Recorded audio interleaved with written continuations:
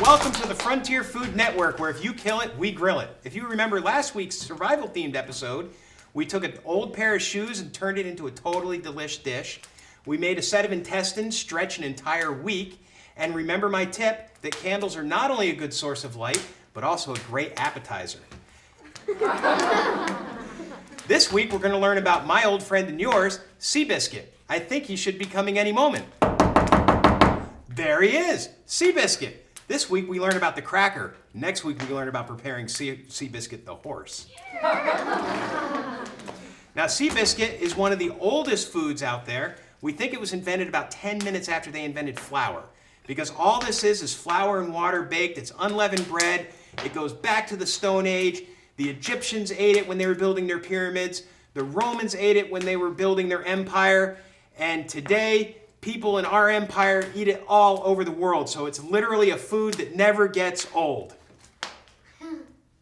So I'm Baker Joe, and this is my bakery where I work 12 to 14 hours a day, 6 days a week, almost 50 weeks a year. And for all that work, I need a lot of assistance. So today I have Isaac and Marie helping me out, and we're going to teach you all about Seabiscuits.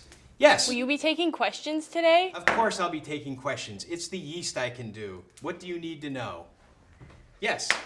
Do Seabiscuits come from the sea? Actually, they don't. Everyone knows only chickens come from the sea, but people who go out to sea eat a lot of Seabiscuit. Any other questions? Yes? Why don't you use yeast? Well, we don't use yeast because the yeast would make it light and fluffy, and we want it nice and flat because we want to fit as many into a barrel as possible. Because remember, if it fits, it ships. All right, the first step to making Seabiscuit is to procure some dough. Marie, dough. Isaac, roll out the dough. So here at my bakery, I have 2 ovens. Each oven holds 1,000 Seabiscuits apiece, so that's 2,000 Seabiscuits, and I do 3 firings a day. Roll out the dough as thin as can be. We make a lot of Seabiscuit.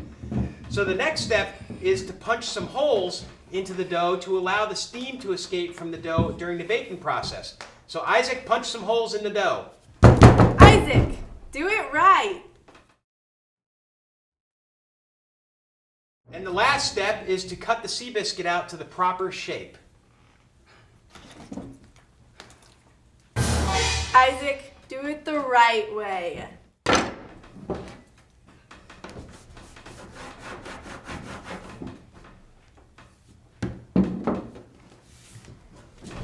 Huzzah! Just like that. Now that we have the oven up to proper temperature, we need to put the Seabiscuits in the oven to bake. To do that, we use a tool called a peel. Marie, the peel, please.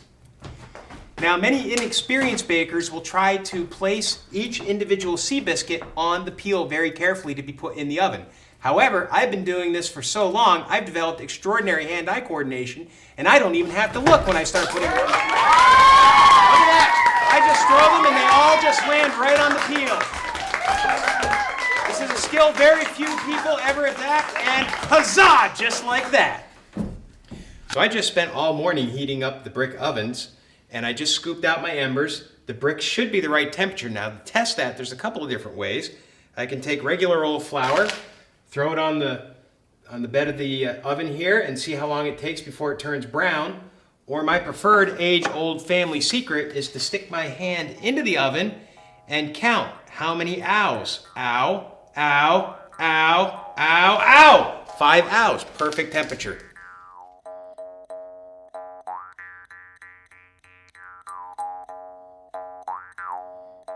All right, so now our Seabiscuits are fresh out of the oven. Are there any questions? Yes? How do you eat them? Well, there's several different ways to eat them. They're obviously very hard because we've baked all the moisture out of them. We don't want any moisture in them or they're gonna mold and rot. So the best way is to try to get them wet in some way. And you can dip it in your coffee or you can break it up and put it in a stew or a soup. That's a really common way. Are there any other questions? Yes? What do they taste like? Well, because they're only flour and water, they don't have any salt or sugar or fat or anything in them, so they're very, very plain. Think of it as a high-quality wallpaper paste. Any other questions? Yes? What if you fry them with beef and pork? That's called cracker hash, and that's a really common way of doing it because that grease softens it up really good. Any other questions? Yes? What if you fry them in bacon grease? Oh, that's really good. That's a common way too. That's called muffles. So a lot of people, when they fry their bacon, they save their Seabiscuit and then they put their Seabiscuit in their bacon grease. Yum, that's really good. Anybody else? Yes? What if you fry them in bacon grease with butter and Oh, jam? that's the best way. We save that for like Christmas time. That's called dandy funk. It's decadent hard. Decadent Seabiscuit. That's really, really good. So are there any other questions, guys? Are these things indestructible? All right, kids, anyone want to try a Seabiscuit? All right, here we go. Here we go. Here we go. Huzzah! Just like that.